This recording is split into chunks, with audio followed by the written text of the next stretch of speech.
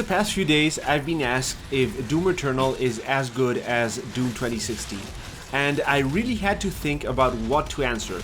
Not because it isn't, but because I don't think it's that simple.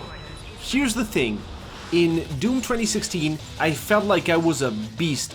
I was an unstoppable, raging avatar of death and destruction to all of hell. And whenever I walked into a room and enemies started spawning, I was reminded of this scene. I'm not locked in here with you. You're locked in here with me! In Doom Eternal, that feeling is kinda gone, and I'm not sure what replaced it is actually that good, because as I played more and more of this game, I started to ask myself a question I'm not sure I wanted to know the answer to. Am I playing a puzzle? Doom Eternal's gameplay ultimately revolves around one core idea, the resource loop. There is an optimal way to deal with every enemy in the game, which ties into the way that you optimize the use of your resources. And while this can be true for most games, in Doom Eternal it is taken to such an extreme that the single idea ends up taking over the entire game. Let me explain what I mean, because I think this will make for some interesting conversation down in the comments. Throughout the entire game, you are constantly starving for ammunition. Not to create tension like in Resident Evil games or in The Last of Us, but to create dependency. In every encounter, you are forced by your limited inventory to occasionally pause your main objective of destroying everything to look for someone to chainsaw. And here's the thing, since fodder enemies are the only ones that use the minimum one charge that you automatically regenerate over time, they are not only your best, but quite often your only way to get ammunition. And the same applies to your other tools, like your glory kills for health or your flame belch for armor. They are all easier and more efficient when used against fodder enemies. And that, my friends, is the way fodder enemies end up taking over the entire game. I remember the exact point where this design choice broke the experience for me. Your first fight against a marauder. It starts with this super cool close-up of him, and you know that you're in for a tough fight. It's going to be just you and him. It's the first 1v1 fight in the game. Doom Guy versus Horny Axe Dude. And one of the golden rules of gaming will apply. The smaller the boss, the harder it is. Only it's not a 1v1. It's you, him, and a bunch of random dudes standing around being vaguely menacing. And the effect is completely gone.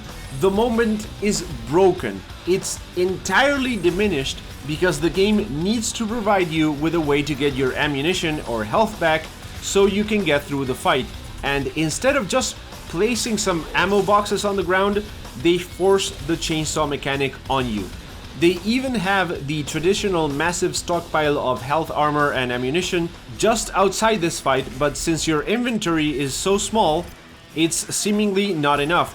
So you get to fight with an audience that is at best unnecessary and at worst an annoyance. It's a very strange and bizarre design choice that doesn't enhance the game, at least not when it is done at the expense of something else, not when it becomes the common denominator for each and every encounter.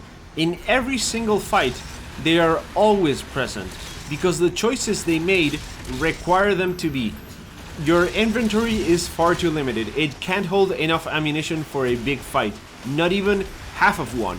And that, to me, is one of the worst flaws this game has. Not because it's a bad choice in and of itself, it can actually provide for some cool and interesting gameplay, but the way it's done is so prevalent, so burned into the core design of the game, that it stifles the developer's ability to create more varied and interesting combat encounters, and perhaps even worse, it stifles the player's creativity. It requires you to play in a specific way, which can be a lot of fun, and I did enjoy this game, but for as much mobility as there is, and as many abilities as there are, it is quite rigid in terms of its gameplay. By taking this concept one step too far, they transform the tools that you're given into a set of instructions. halfway through the game, every fight starts to feel like a performance. You've learned to read the script, and now all that is missing is the execution. You hit weak points and switch your weapons to use the best ones against each of the heavier enemies, while keeping fodder enemies alive to make sure that you can get some glory or chainsaw kills. And here's the worst part. This is the most damning thing I will say about Doom Eternal. This is a Doom game that encourages you not to kill demons. For as fast and frantic as this game is, you are doing yourself a disservice by killing everything as fast as you can. And that sucks, man. I get what they were going for, I get it. And as I said, I enjoyed it for most of the game. I would give the game an 8 out of 10, but it's taken too far. Just like the memes or the dialogues that cross the line from fun or clever to cringy. No one is born a sinner. You have to work hard to achieve success. The core gameplay ends up being overplayed and too strict with the rules it's trying to impose that it ends up hurting the overall experience. The Colosseum fight has the same problem as the Marauder fight. The fight would be way cooler without these moving stand-ins for resource boxes. You would feel like much more of a badass if you could just focus on destroying everything in sight instead of keeping select demons alive to make sure that you don't run out of shotgun shells. And the added platforming, items, and mobility would make that an incredible game. What I'm trying to say here is that Doom Eternal could be better. It could be better if it weren't so committed to pushing every idea to its absolute limit, because that's precisely where things start to break. I wish they had implemented this same core gameplay without so many restrictions, maybe providing either more inventory or more ways to get your ammunition back, because as it is, that single chainsaw mechanic ends up defining the entire design of the combat encounters more than anything else. More than the story, more than the boss encounters, and more than the weapons and the enemies themselves. This is a great game, but it's far from being perfect because I think they focused so much on creating something so specific that it boils down to an equation, and while most games hide this pretty well, Doom Eternal doesn't, and the rules are so strict that they end up interfering with even the most iconic moments in the game. So, please let me know down in the comments what you think of this. Is the resource mechanic a welcome change, or is it pushed too far? I know that some people are really liking the game, but others find these issues to be too much to really enjoy it. Also, remember to check out the other videos on the channel and subscribe if you enjoy them.